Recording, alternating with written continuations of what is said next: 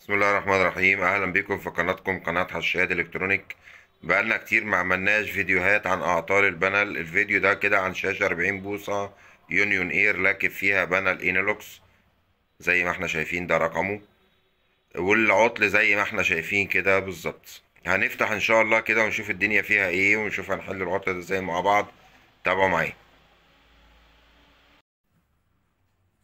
رجعت لكم تاني. طبعا هنتوجه للتيكون او المسطرة او ايا كان بقى النظام. البانل ده شغال ازاي؟ مسطرة في التيكون او التيكون لوحده. هنا عندنا البانل ده المسطرة مدمج فيها التيكون. فهنتوجه على طول كده نقيس الجهود بتاعتنا. بسم الله الرحمن الرحيم. طبعا هنثبت في اي ارضي عادي خالص. جهد في جي اتش طالع 29 وثابت. جهد في جي ال طالع نقوله 8 وزي الفل مفهوش اي مشكلة. هنروح الى الفي دي 3 و3 طلعة. يعني كده احنا جهودنا تقريبا مظبوطة. ال AVDD فين هو؟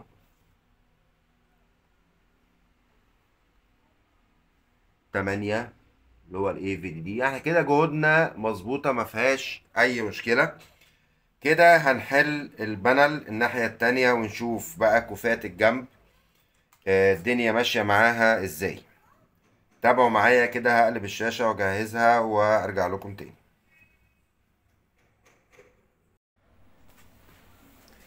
ده هنا الكوف الجانبي السفلي او الاساسي اللي بيبقى في اول البانل من تحت.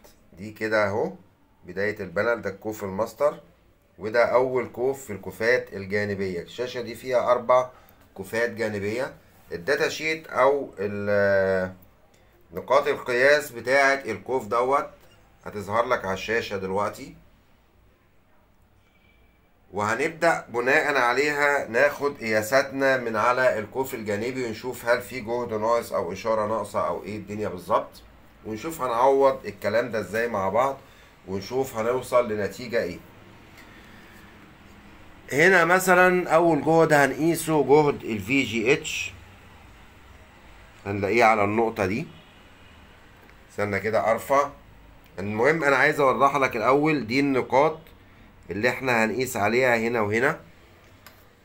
هرفع لك كده عشان تبقى شايف الافو. اعتقد انه كده واضح. هنقيس بقى هنا كده في جي اتش وفي جي ال ونشوف الدنيا فيها ايه. في الحتة دي كده ده جهد الفي جي اتش طالع معانا اهو. اللي جنبه في جي ال مش طالع زي ما احنا شايفين. هنا جهد 3 و3 طالع. اللي فوق دي كده اشارات بتاعة الاس تي في بي. دي مش فارقة معانا اهيت عليها الجهد بتاعها. بس احنا كده مشكلتنا هتبقى في جهد ناقص. كده عندنا جهد الفي جي ال ناقص. طب عشان نشوف ونتأكد ان الدنيا هتتفك معانا لو شدينا الفي جي ال لوحده ولا لا في حاجة تانية ناقصة، هنحول كده الافو على وضع الامبير زي ما احنا شايفين كده. كده اصبح الافو اكنه حتة سلكة. هنوصل بيه من جهد الفي جي ال لتحت الى نقطة الفي جي ال فوق. ثانية واحدة كده اهو. هوصل بيها لهنا. الصورة اعتقد كده ان هي ظهرت زي ما احنا شايفين كده.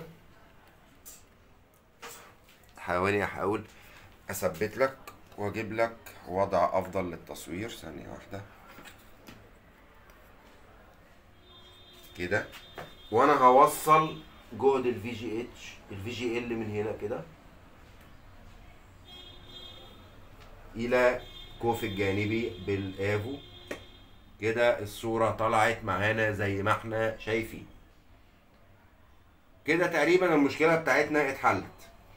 انا كده هطفي الشاشة واجيب مكوة اللحام واجيب السلك بتاع الكباري واشد من نقطة الفي جي ال على المسطرة، من على المسطرة من هنا الى نقطة الفي جي ال على الكوف الجانبي، وهرجع لكم تاني.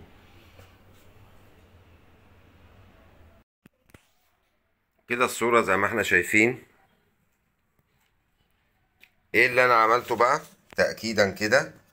هنا شديت سلك اهو من نقطة الفي جي ال في البانل هنا في المسطرة الى نقطة الفي جي ال في الكوف، بس للأسف عندي حرق هنا في الجنب ده من البانل، والناحية التانية كمان في حرق في نفس الزاوية. فدولت عاملين بقى المشكلة اللي تحت دي كده ملهاش حل خلاص. انما البانل ده كده في اقصى حاجة ممكن تتعمل فيه زي ما احنا شايفين. اتمنى تكون المعلومة وصلت، وما تنسوناش من دعوة بظهر الغيب. شرفتوني.